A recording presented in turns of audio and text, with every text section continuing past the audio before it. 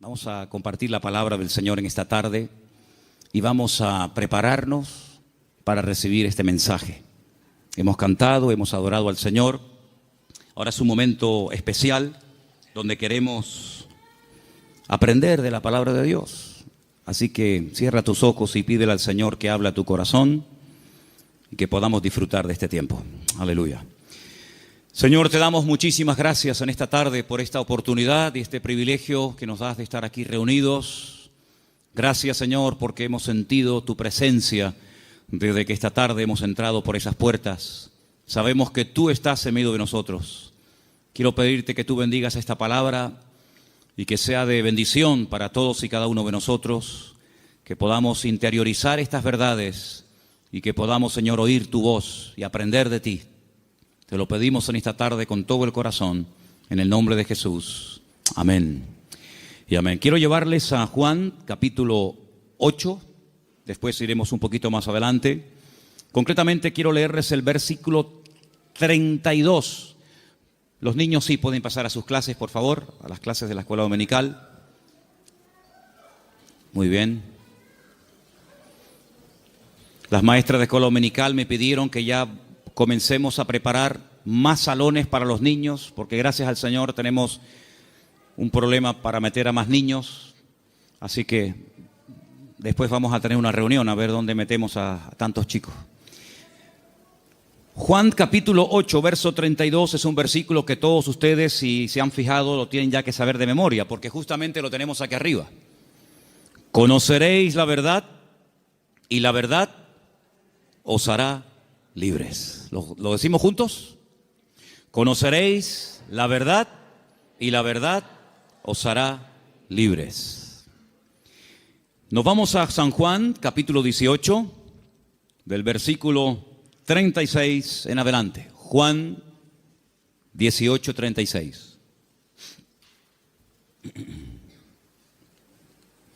Respondió Jesús: mi reino no es de este mundo. Si mi reino fuera de este mundo, mis servidores pelearían para que yo no fuera entregado a los judíos. Pero mi reino no es de este mundo. Le dijo entonces Pilato: ¿luego tú eres rey?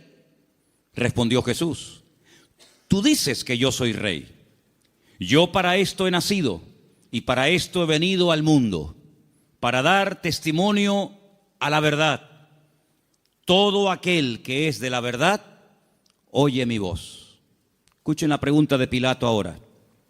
Le dice Pilato: ¿qué es la verdad? Y cuando hubo dicho esto, salió otra vez a los judíos y les dijo: yo no hallo en él ningún delito. Qué pregunta tan interesante. ¿Qué es la verdad? ¿Dónde puedo encontrarla? Una autoridad romana haciéndole semejante pregunta al Señor Jesucristo. Desde el principio de los tiempos, si ustedes comienzan a leer la Biblia con detenimiento, se van a dar cuenta de que Dios siempre ha querido compartir verdades con el hombre. Dios siempre ha querido bendecir a la humanidad, siempre. Y todo lo que Dios ha ido enseñando y compartiendo y transmitiendo a lo largo de los tiempos es para que el hombre conozca las verdades, los principios de Dios, los principios del reino de Dios, a través de los cuales Dios se da a conocer y Dios se manifiesta y Dios opera en la vida de los seres humanos. Pero toda la verdad de Dios no fue revelada de golpe, sino que podemos decir en cierto sentido que la verdad de Dios, las verdades de Dios, fueron reveladas progresivamente. Adán no tenía todas las verdades, Abraham tampoco las tenía, ni David, sino que fue algo que Dios fue manifestando con el paso del tiempo. Ahora, hay un momento puntual en la historia en el cual Dios, a través de un hombre llamado Moisés, decide dar, permítame la palabra, un gran paquete de verdades para que él a su vez se las transmita al pueblo de Israel. Y ese paquete de verdades, ese montón de grandes enseñanzas e instrucciones verídicas de parte de Dios, la conocemos con el nombre de la Torá, o la ley de Moisés, el Jumash, el Pentateuco, los primeros 5 libros de la Biblia. donde ustedes pueden encontrar instrucciones y verdades que se pueden aplicar a la familia, a la economía, a la agricultura, al comercio exterior, a las relaciones entre seres humanos, etcétera, etcétera. Total, 613 mandamientos, 613 verdades que Dios transmite al pueblo de Israel, y a su vez el pueblo tenía la obligación de transmitirlas al mundo, porque Israel tenía que ser en aquel tiempo la luz en medio de la oscuridad donde estaban las naciones que le rodeaban. Pero sin embargo, cuando vamos al Nuevo Testamento, al Nuevo Pacto, encontramos que la verdad en sí misma, ese concepto que decimos, bueno, la verdad, ¿dónde está? ¿Se puede medir? ¿Se puede pesar? ¿Se puede enseñar? Ese concepto de la verdad se encarna, se humaniza en la persona de Jesús. Él llega a decir un día en una conversación muy interesante que mantiene con sus discípulos, si la quieren conocer, está en Juan capítulo 14, donde él observa a sus discípulos después de haberles anunciado que se va a marchar, que tiene que volver a la presencia del Padre. Pues él dice que los nota tristes y les dice, miren, no se turben, no se preocupen, no se turbe vuestro corazón. Si creen en Dios, crean también en mí. En la casa de mi Padre muchas moradas hay. Si así no fuera, yo os lo hubiera dicho. Yo simplemente lo que voy a hacer es, voy a ir a preparar un lugar para que donde yo estoy, vosotros también estéis conmigo. Y ustedes saben a dónde voy, sabéis el camino. Y en ese momento le interrumpe un discípulo, Tomás, y le dice, Señor, no sabemos a dónde te vas. No tenemos ni idea de lo que nos estás diciendo. ¿Que te vas a dónde? Si no sabemos a dónde vas, ¿cómo vamos a saber el camino? Y es entonces cuando el Señor le responde ese versículo que todo creyente prácticamente sabe de memoria, aunque lleve 3 días leyendo la Biblia, Juan 14:6, que dice, yo soy el camino, yo soy la verdad y yo soy la vida. ¿Cuántos dicen amén? Un versículo realmente extraordinario. Ahora, hay 300, lo tengo aquí apuntado, 317 versículos en toda la Biblia donde aparece la palabra verdad. La palabra verdad aparece en el Antiguo Testamento, aparece en el Nuevo Testamento. Es el deseo de Dios que el hombre conozca la verdad. Y la palabra verdad en hebreo se pronuncia emet. Y vamos a ponerla ahí para que ustedes vean cómo se escribe en hebreo la palabra, porque quiero explicarles rápidamente algo muy interesante acerca de esta palabra. La palabra emet se forma con esas 3 letras. La letra, tienen que leer de izquierda a derecha, ¿sí? La alef, la letra men y la letra tav. La letra alef es la primera del alfabeto hebreo. La letra tav es la última y la letra men es la del centro. Y digamos que se hace como una especie de trípode, ¿verdad? Con esas 3 letras se forma la palabra verdad, y de esa palabra salen múltiples combinaciones de todas palabras relacionadas, entroncadas con la palabra verdad, todas, por cierto, muy interesantes. Ahora, déjenme que les comparta algo acerca de la verdad. Cuando vamos a la palabra de Dios, encontramos que todo lo que uno hace en la vida tiene efectos a corto y a largo plazo. Si tú robas algo de alguien, puede ser que termines en la cárcel porque alguien te denuncia. Si tú golpeas a una persona, puede ser que te denuncie y tengas que presentarte delante de un juez. Si tú compras un coche, puede ser que te salga bueno o te salga malo. Es decir, todo efecto, todo lo que hacemos en la vida puede tener efectos positivos o negativos. Si analizamos fríamente a la luz de la palabra de Dios, ¿qué es lo que produce en el hombre? ¿Qué efectos positivos produce en el hombre la verdad? Es increíble. Lo primero que produce la verdad en la vida de la persona, como leemos aquí arriba, es libertad. Pero claro, uno tiene que decir o preguntarse, ¿libertad de qué? Cuando Jesús pronunció esta famosa frase, conoceréis la verdad y la verdad os hará libres, Él la pronunció en un contexto cultural y social completamente diferente al que tú y yo vivimos hoy en día. Porque aparentemente no existe esclavitud, pero en aquellos tiempos prácticamente el mundo entero, todo lo que era Europa, Asia y el norte de África, estaba dominado y controlado por un imperio terrible que era el Imperio Romano, donde la población romana, los que tenían la ciudadanía romana, era muy pequeña en relación con los que no tenían ciudadanía romana. Había millones y millones de seres humanos que estaban privados de libertad, es decir, eran esclavos. Claro, ya lo dije en una ocasión, no todos los esclavos tenían la misma posición, había esclavos que tenían una libertad que otros no tenían, pero igualmente eran esclavos. No tenían derecho a paro, ni jubilación, ni vacaciones, ni descanso, nada que ver. Y cuando el Señor, en ese contexto de opresión, en ese contexto de abuso, en ese contexto donde no hay derechos, donde no hay beneficios de ningún tipo, pronuncia la palabra libertad, tuvo que causar un impacto tremendo, porque era el sueño de todo esclavo, poder algún día llegar a ser libre. La libertad que el Señor ofrece en su palabra no está basada en una libertad temporal, no está basada en una libertad que yo he podido comprar con dinero. ¿Se acuerdan ustedes cuando un día fueron a azotar a Pablo? Él dijo: yo soy ciudadano romano.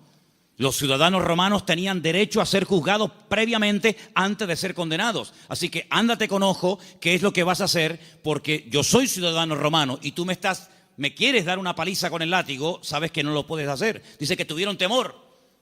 Y el centurión, la persona que lo iba a castigar, le dice: yo con una gran suma de dinero obtuve la ciudadanía. ¿Y tú de dónde tienes la ciudadanía romana? Dice: yo la tengo desde la cuna, porque él fue ciudadano romano desde su nacimiento. Y es interesante notar cómo en la Biblia hubieron personas que se jugaron la vida y se escaparon de la opresión de sus amos porque querían ser libres. Y tenemos una carta en el Nuevo Testamento, que es la famosa carta de Pablo a Filemón, donde él intercede por la vida de un esclavo llamado Onésimo, cuyo nombre significa útil, pero que fue un inútil durante un tiempo y le robó y le defraudó. Y Pablo intercede delante de su amo para que no lo mate. Y le dice: mira, recuerda que tú me debes algunos favores y estoy convencido que por la madurez que creo que tienes, tú vas a hacer mucho más de lo que te estoy pidiendo. Y si algo te ha robado o si en algo te ha defraudado, ponlo a mi cuenta, dice el apóstol Pablo. Y en cierto sentido es como una metáfora, aunque fue un hecho real, es como una metáfora de lo que ha ocurrido en nuestra vida. Porque la Biblia dice que espiritualmente hablando, todos nosotros durante años de nuestra vida fuimos esclavos de nuestras pasiones y deseos, esclavos de complejos, esclavos de ataduras, esclavos en definitiva del pecado. Creíamos que éramos, y en el fondo éramos unos auténticos esclavos, o vivíamos para una sustancia que nos tenía atrapados y anulada completamente nuestra libertad y nuestro libre albedrío. Hasta que dice la Biblia que a través de la sangre de Jesucristo, que venció al diablo y rompió todas las ataduras en la cruz del Calvario, dice que Él compró nuestra libertad a precio de sangre. Y por eso Pablo, cuando le escribe, por ejemplo, a una iglesia en Galacia, le dice: hermanos, ahora que sois libres, sed maduros y no utilicéis la libertad como ocasión para la carne. Es decir, no paséis de la libertad al libertinaje, sino que la libertad que Dios os ha dado es para poder escoger y para poder discernir y para poder saber lo que os conviene y lo que no os conviene. La libertad viene a raíz de conocer la verdad. No hay libertad si uno no conoce la verdad. No hay peor tragedia en la vida que creer en una mentira creyendo que es una verdad. ¿Cuántas personas se inmolan cada día en el mundo y son capaces de explotarse y morir matando a otros seres humanos porque creen en la gran mentira de que si hacen eso inmediatamente llegarán al paraíso donde lo están esperando no sé cuántas mujeres vírgenes? Son personas sinceramente equivocadas. No son falsos, no son hipócritas, son personas que son capaces de dar la vida, pero por una gran mentira, creyendo que es la gran verdad de todos los tiempos. ¿Cuántas personas se han equivocado de camino, espiritualmente hablando? Como dice el proverbio, hay caminos que al hombre le parecen derechos, pero son caminos de muerte.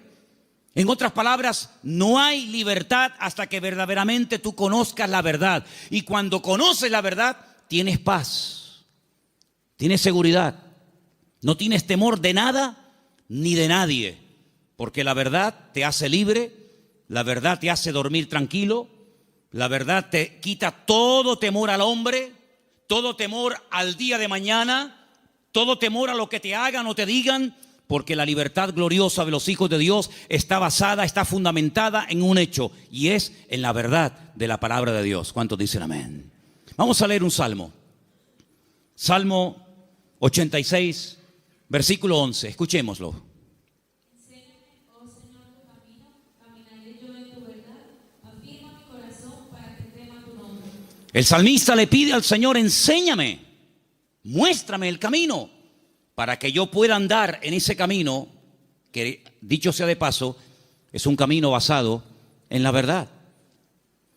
Hermanos, hay creyentes que han sido víctimas de falsas doctrinas.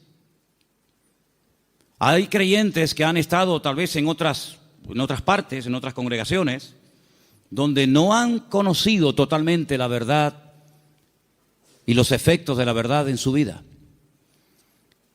Una vez visitando un grupo de iglesias en la península, cuando terminé de predicar, el pastor que me había invitado me pidió si por favor podía decirle a los hermanos de la iglesia, los que quisieran, que pasaran adelante para que orara por ellos. Yo le dije: bueno, si usted quiere que yo haga eso, está bien, que pasen adelante los que quieran, que en esta noche oremos por ellos.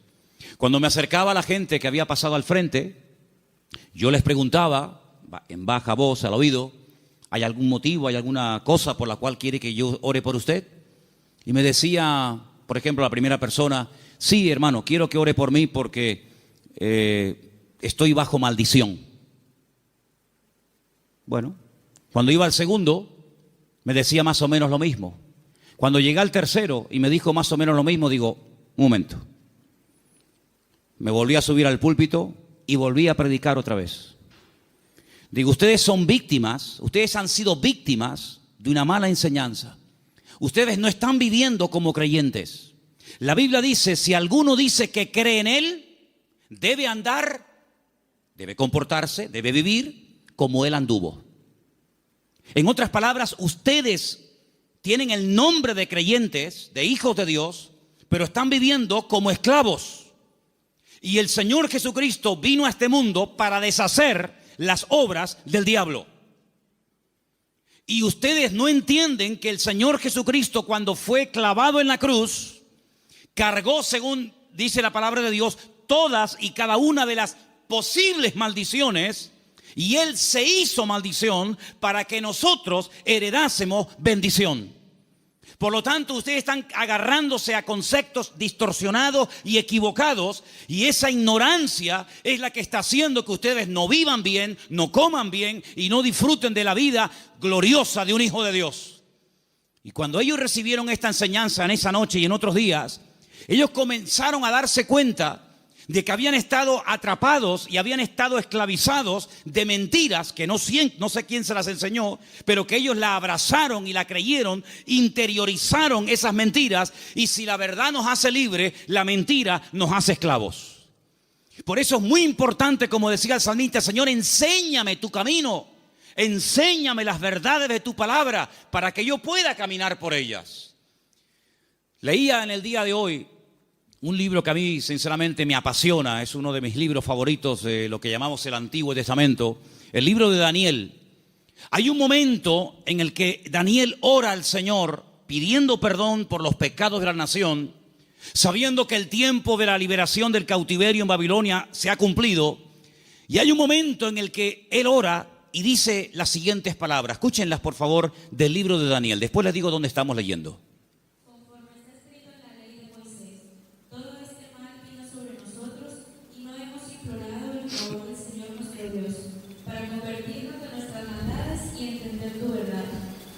Daniel le dice al pueblo: la razón por la que nuestro templo fue destruido, la razón por la que miles de personas perdieron la vida y la ciudad está totalmente convertida en un montón de escombros, es porque no creímos, ni practicamos, ni vivimos según las verdades de Dios. De todos los profetas que había en aquel momento en Jerusalén profetizando, solamente había uno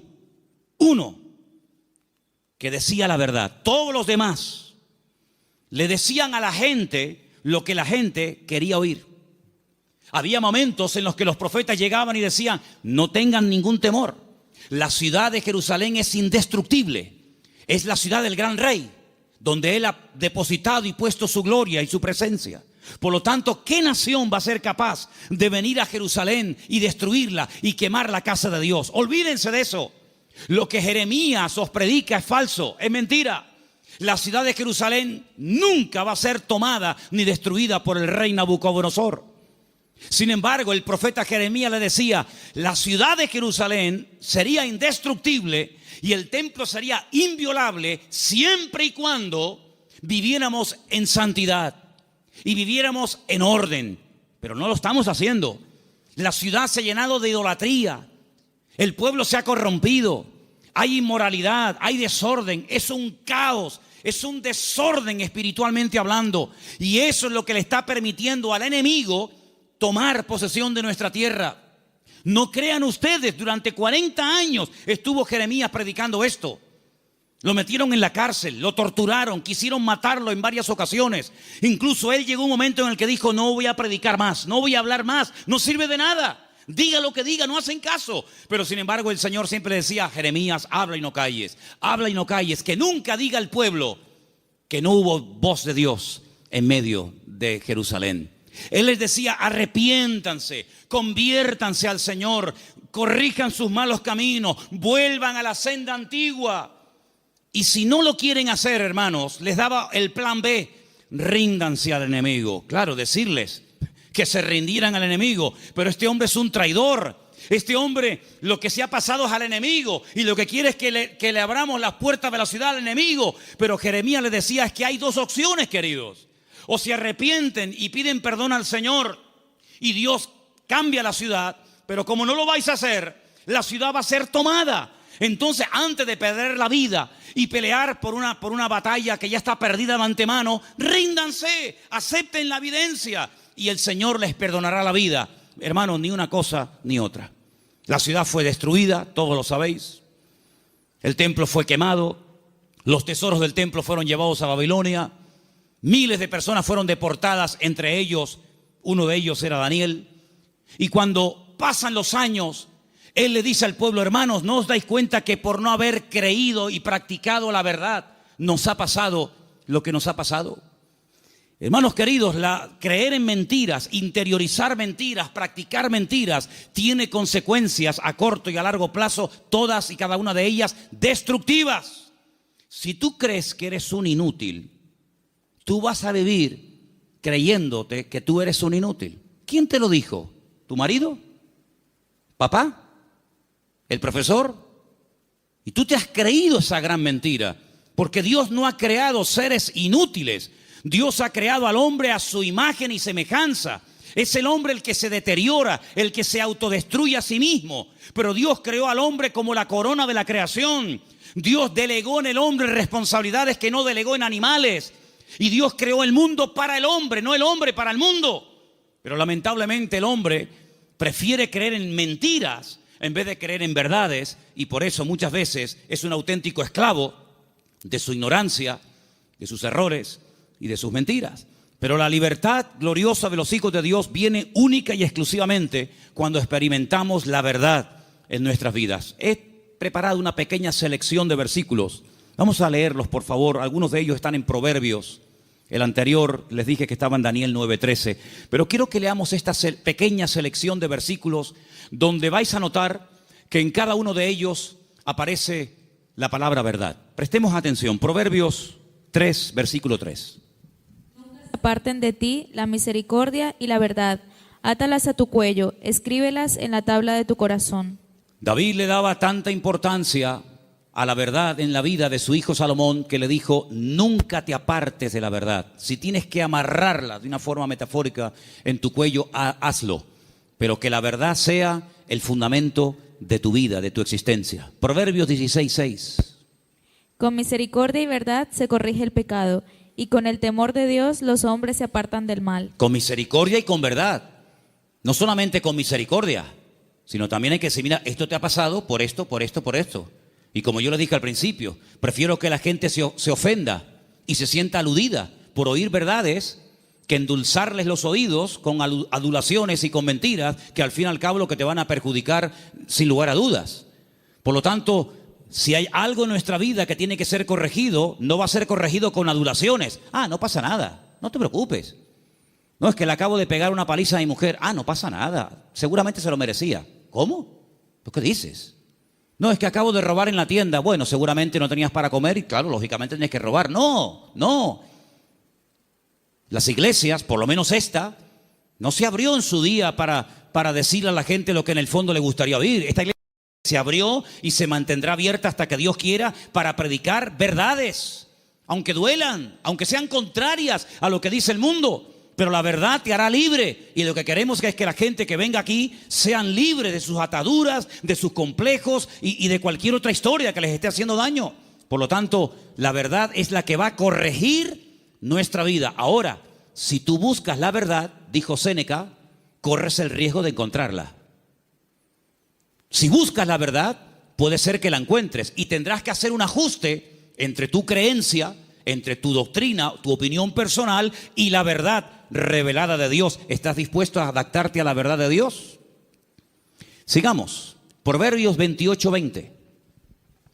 El hombre de verdad tendrá muchas bendiciones, mas el que se apresura a enriquecerse no será sin culpa. Ese versículo es buenísimo. ¿Lo oíste? El hombre de verdad tendrá muchas, ¿qué?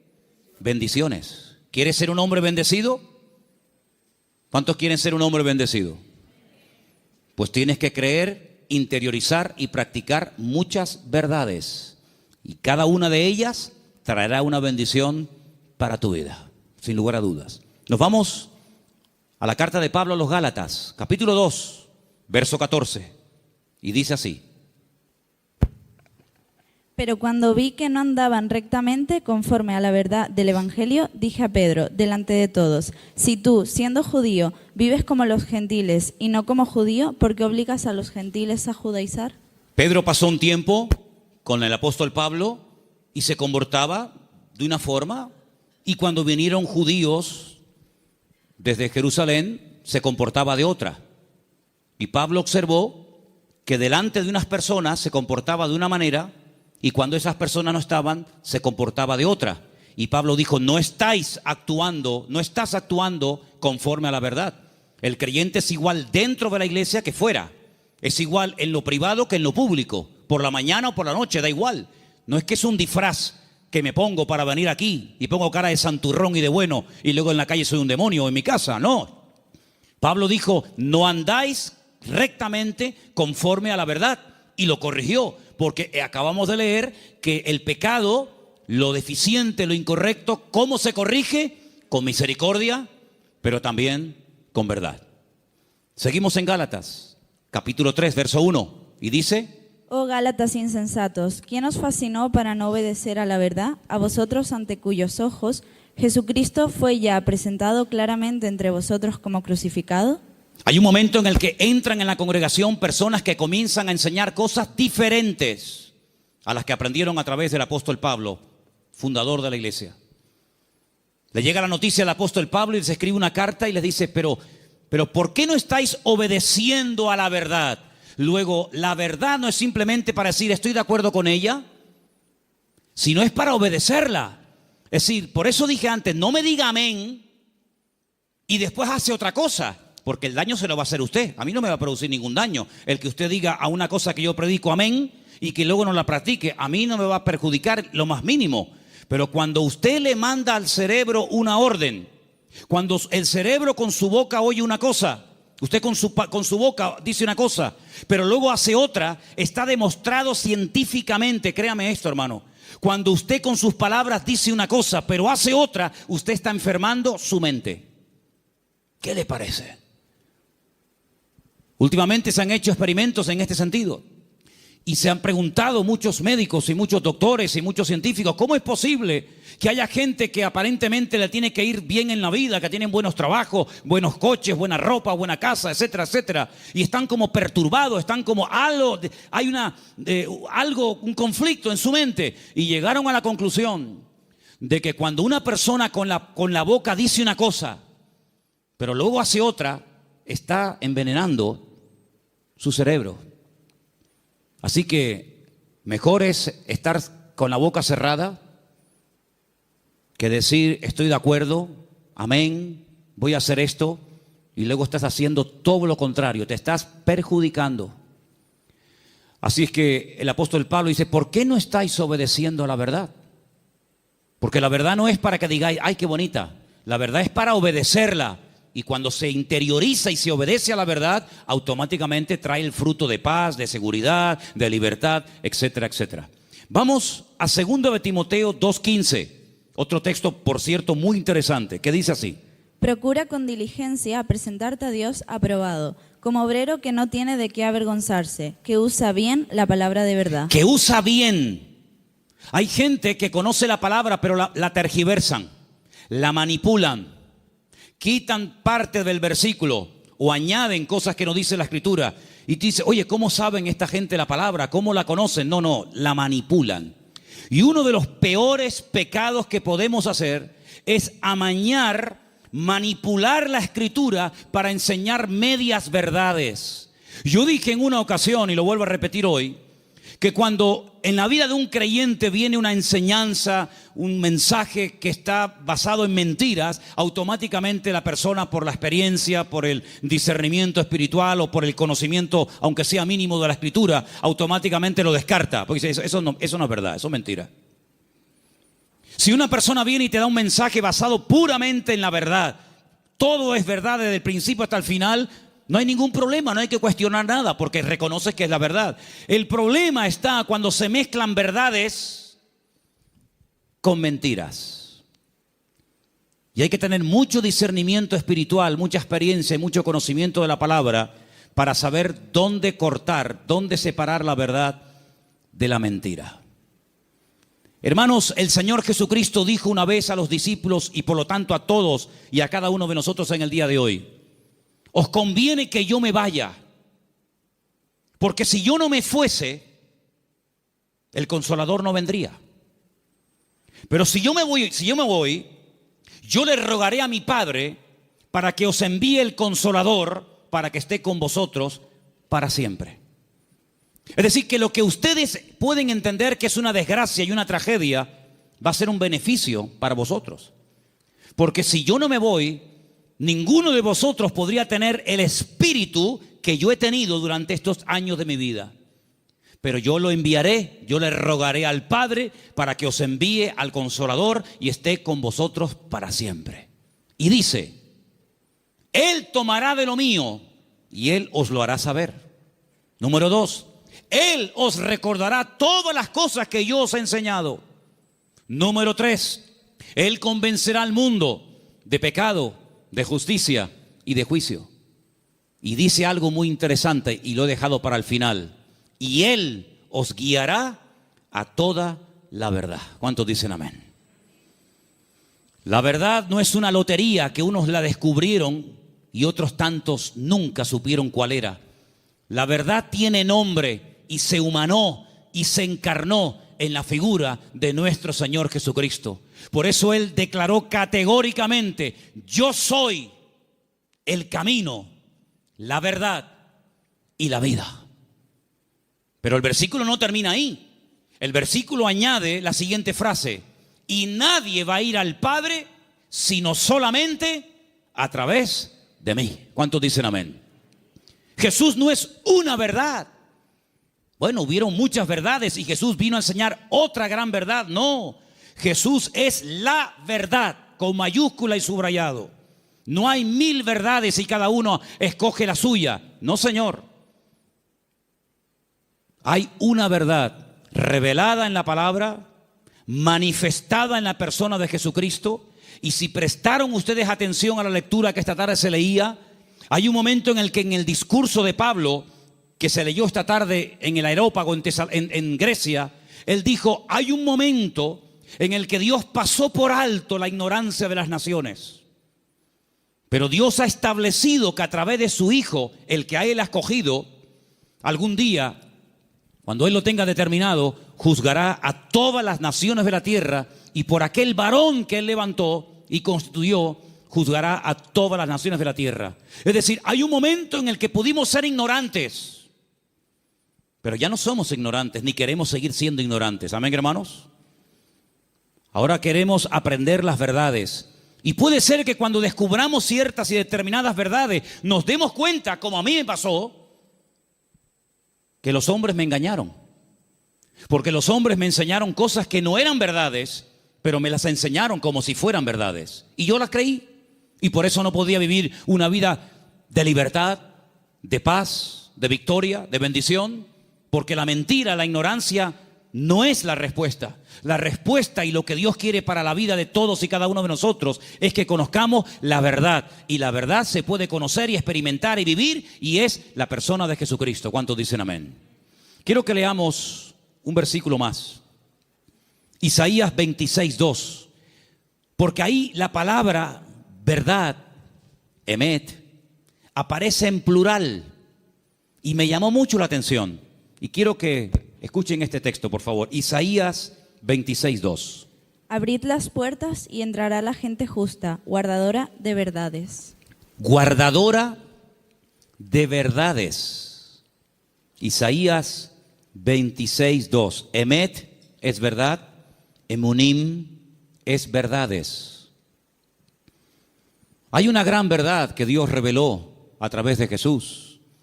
Y es que el hombre es pecador. Por más que intente, no puede tener comunión con un Dios santo. Pero Dios envió a su Hijo unigénito al mundo para que todo aquel que crea en Él no se pierda, mas tenga vida eterna. Esa es la gran verdad. Que hay un Salvador, que se puede restaurar la relación del hombre con Dios, que el hombre puede salvarse de la condenación, que el hombre puede volver a tener comunión con su Creador y su Diseñador. Esa es la gran verdad. Pero luego, en torno a esa gran verdad giran muchas verdades. Y en los próximos domingos voy a compartir con vosotros varias de esas verdades en plural. Hoy quiero terminar este mensaje acerca de la verdad con 3 verdades. La primera, la que hemos mencionado recién, Juan 14:6.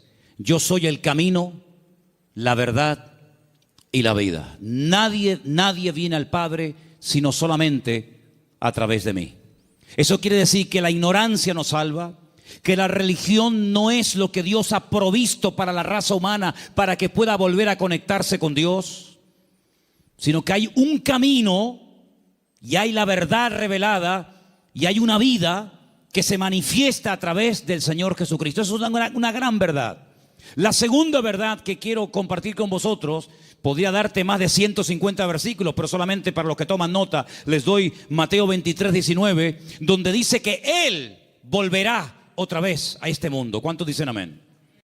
Algunos dirán, ¿Jesucristo volverá otra vez aquí? ¿Sí? ¿No lo sabías? No, yo tenía pensado que Jesucristo ya nació y murió y bueno, dicen que resucitó y ascendió a la gloria, a la diestra de Dios Padre, pero no había oído que volverá. Bueno, pues si no lo has oído no es problema mío. Pero la Biblia dice en más de 150 ocasiones que Él volverá. Y en esta ocasión no pasará desapercibida su venida, como pasó en la primera venida, que había nacido en un pequeño pueblo de Judea, en el sur de Israel, llamado Betlehem, la casa del pan o Belén.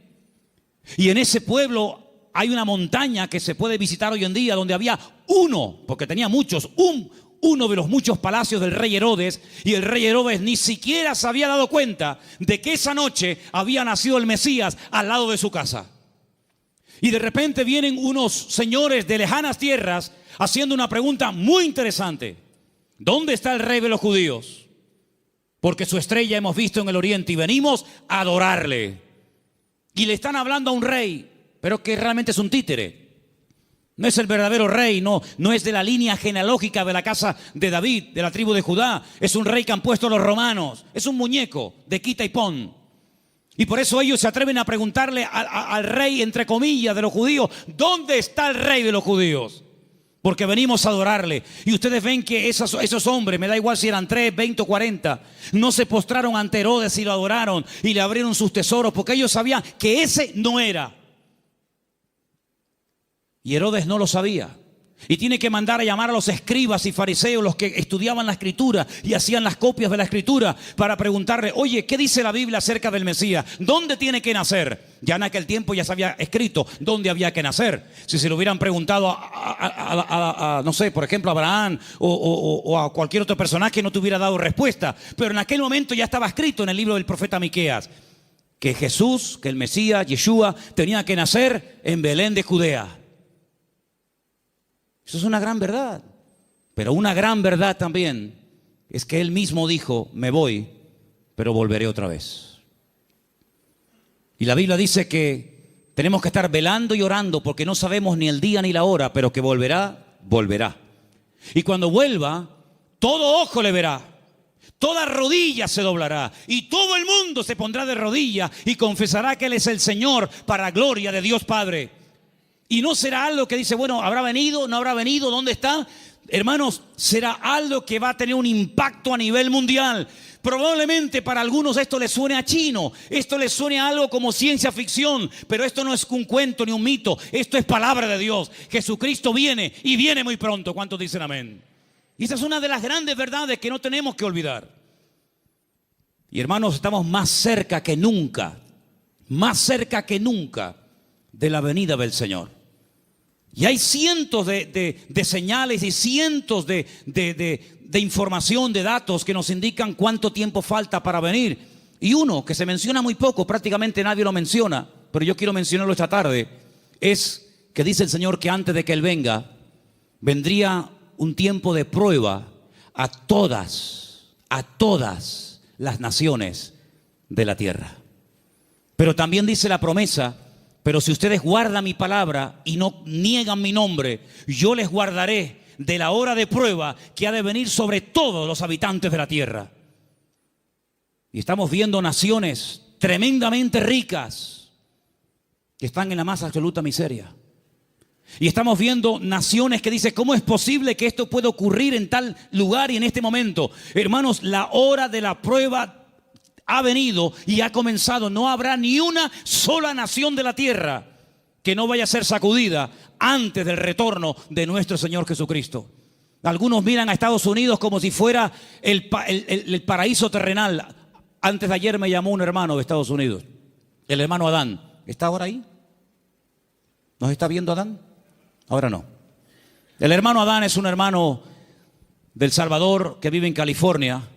Y de vez en cuando me llama y hablamos y me dice, si por casualidad gana el señor Trump en Estados Unidos, él ha dicho que no solamente tiene intención de echar a patadas a todos los latinos de Estados Unidos, sino a los hijos nacidos en territorio americano de padres latinos.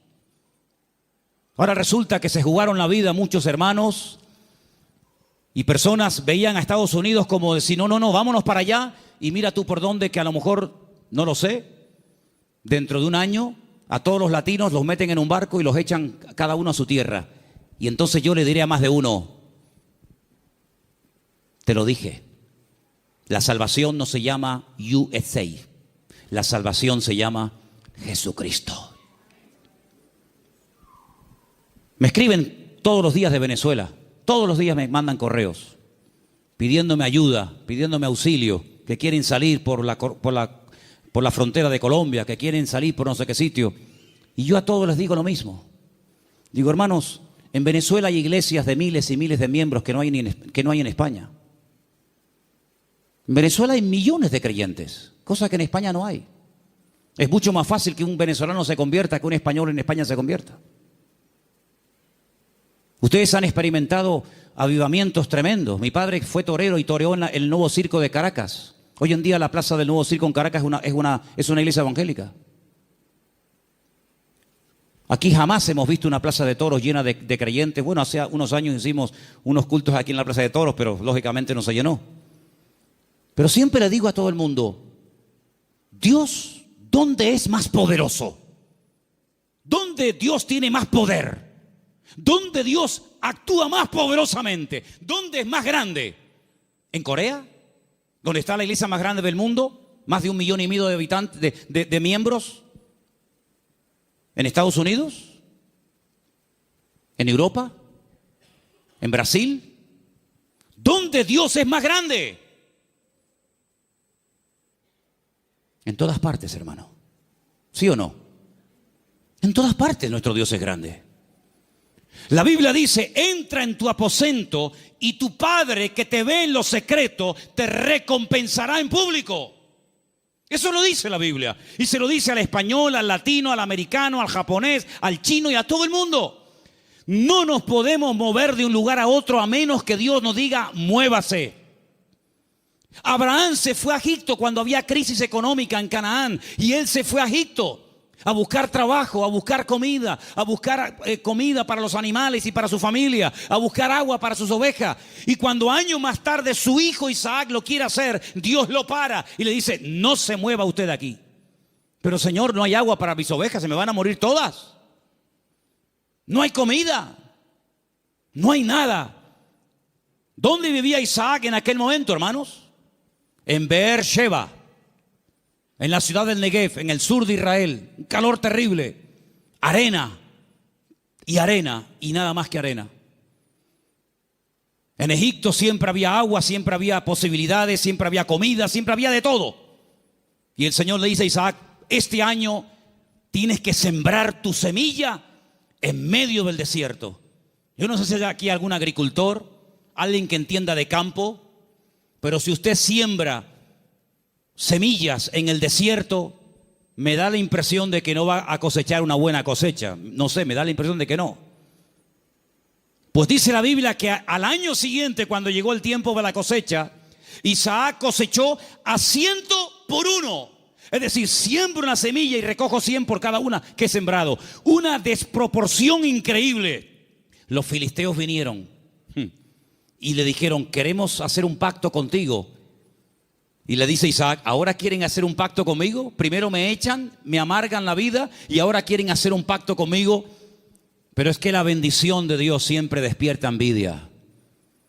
Y los filisteos se dieron cuenta de que los pozos que él había heredado de su padre, estos por un acto de maldad le tiraban tierra y piedras y lo querían taponar, pero sin embargo abrían otro lugar y descubría agua y en otro y en otro. Y era imposible frenar y era imposible impedir que la bendición de Dios estuviera con Isaac. Y por eso ellos tienen que reconocer que este hombre tiene que tener la bendición de Dios, porque no es normal, es antinatural que un hombre siembre semillas en el desierto y tenga más cosecha que nosotros que hemos sembrado en buena tierra. Esto no es normal, esto no tiene lógica ninguna. Es que las cosas de Dios muchas veces no tienen lógica, es cuestión de fe, porque andamos por fe y no por vista. ¿Cuántos dicen amén? Entonces, hermanos, la gran verdad de todo esto, ¿cuál es? Busquen a Dios. Busquen a Dios donde quiera que se encuentren. Me da igual si es en Egipto, me da igual si es en Venezuela, me da igual si es en África, me da igual. Nosotros hemos ido a África unas cuantas veces, Armando lo sabe, y Luis también, que vino conmigo. Y hemos visto hermanos en África que tal vez materialmente no tienen ni la 10ª parte de lo que tú y yo tenemos hoy por hoy. Pero la bendición que esa gente tiene en el Señor, jamás en mi vida la he visto en este país, a pesar de que somos del primer mundo. Porque muchas veces confundimos el tener con ser. Y parece que cuando uno tiene, pues bueno, pues estoy bendecido. Yo les prediqué hace poco acerca del Salmo 37 y les dije, hay 2 tipos de prosperidad en la Biblia. Una visible, que es la que nos llama la atención, y otra que no se ve, pero que muchas veces es la genuina. Una que consiste en tener y otra que consiste en ser. Y el Señor nos está enseñando en estos tiempos, a ti y a mí, a ver si nos damos cuenta de una vez, que lo que tenemos que buscar es a Dios, que no hay que buscar trabajo, que no hay que buscar prosperidad, lo que hay que buscar es al Señor, porque buscando al Señor todo lo demás viene por añadidura. Y llevo 35 años predicando esto, y algunos lo hacen y otros todavía lo cuestionan, pero yo te digo, la Biblia dice, buscad primeramente el reino de Dios y su justicia, y todo lo demás vendrá por añadidura. Y uno dice, bueno, y si yo quiero estudiar y saber qué es todo lo demás, el mismo pasaje te lo dice. Jesús se para con sus discípulos y dice, vamos a ver, la gente del mundo, ¿qué busca sinceramente? La gente que no se congrega, ¿qué es lo que buscan? Bueno, pues buscan un buen trabajo para tener una buena casa, un buen coche si puede ser, buena ropa, poder viajar y tener vacaciones, y si me puedo comprar el ordenador de último modelo me lo compro, y si puedo. Esa es la meta de la gente del mundo, tener cosas a través de su esfuerzo de trabajo. Muy bien. Dice, pero vosotros no podéis vivir así. Ustedes lo que tienen que hacer es no preocuparse por qué voy a comer mañana. No preocuparse por lo que me voy a poner mañana de ropa. Ese estilo de vida es el estilo de vida de los gentiles, de los que no me conocen a mí. ¿Es que acaso ustedes no se dan cuenta que los pájaros no siembran ni guardan en graneros? ¿Y vuestro Padre Celestial los alimenta? ¿No os habéis dado cuenta de eso? Todo lo que Dios pone a nuestro alrededor es una enseñanza objetiva. Si no lo ves a Dios en el amanecer, lo ves en el atardecer. Si no en la luna llena o en la luna menguante. O lo ves en el canto del pájaro, en la ola. O en todas partes puedes ver a Dios si lo quieres ver. Si no lo quieres ver, no lo vas a ver a medio centímetro de tu cuerpo. Por lo tanto, el Señor dice, mire, los árboles, los pájaros no siembran ni ciegan y Dios los alimenta. ¿Cuánto más a vosotros, hombres de poca fe? ¿Qué reprimenda les está echando el Señor? ¿Qué te crees, que por trabajar más vas a ganar más? Tú vas a ganar lo que Dios quiere que ganes. Ni un centavo más, ni un centavo menos. Ya es tiempo de dejarle a Dios que organice nuestro tiempo, que organice nuestro presente, que organice nuestro futuro. Es tiempo de que te comportes como un cristiano.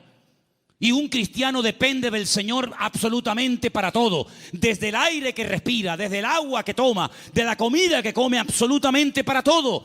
Para que Dios sea glorificado en cada una de las cosas. Esa es la vida que Cristo nos enseña.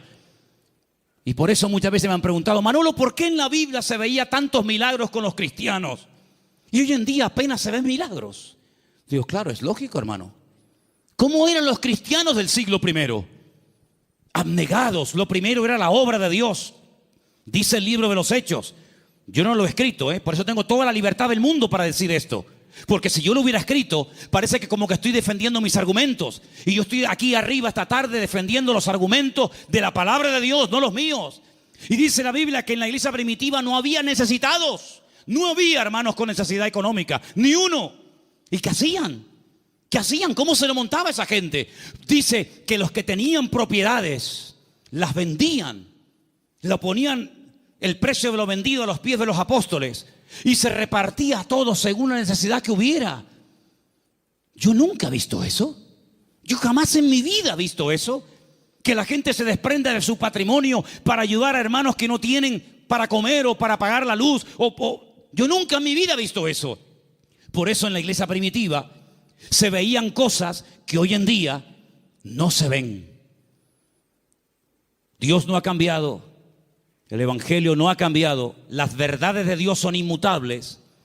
Pero he guardado para el final un versículo que fue el versículo que yo utilicé el día 31 de mayo de 1981, cuando a las 6 de la tarde en la calle Galileo 40 en Las Palmas de Gran Canaria yo me graduaba después de 3 años en el seminario. Este fue el texto que yo usé esa tarde cuando yo predicaba y se encuentra en Números 23, 19. Quiero que me lo pongas ahí para que lo leamos todos juntos. Ese fue el texto del primer mensaje que yo prediqué cuando me gradué de aquel seminario. Y al día siguiente, en junio, ya estaba aquí viviendo en Tenerife con 19 años de edad. Ya ha llovido algo. Dios no es hombre para que mienta, ni hijo de hombre para que se arrepienta.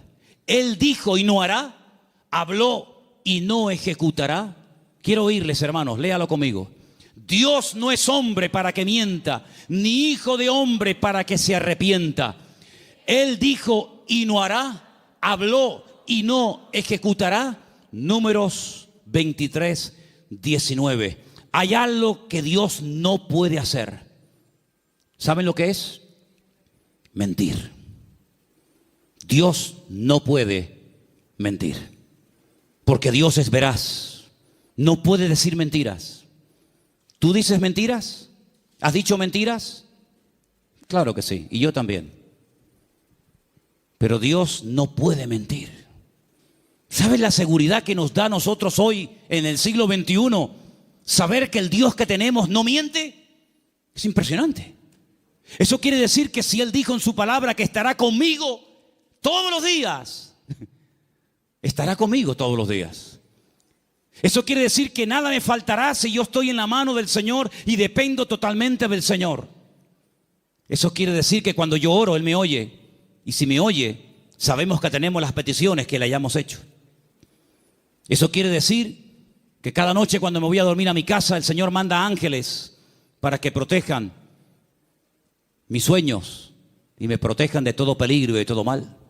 Eso quiere decir que si yo me enfermo, Él me sanará, porque el Señor es mi sanador.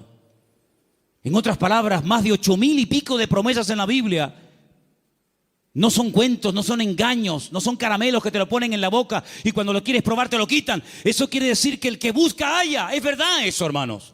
El que llama se le abrirá y el que pide recibe. Eso quiere decir que puedes ser libre de la droga, del alcohol, del sexo, de la lujuria, de la pornografía, de los complejos, de las enfermedades mentales, psicológicas y de todo lo que te puedas imaginar. ¿Por qué? Porque el Señor dice, conoceréis la verdad y la verdad os hará libres. Si Dios no miente, eso quiere decir que esta noche Él está aquí entre nosotros.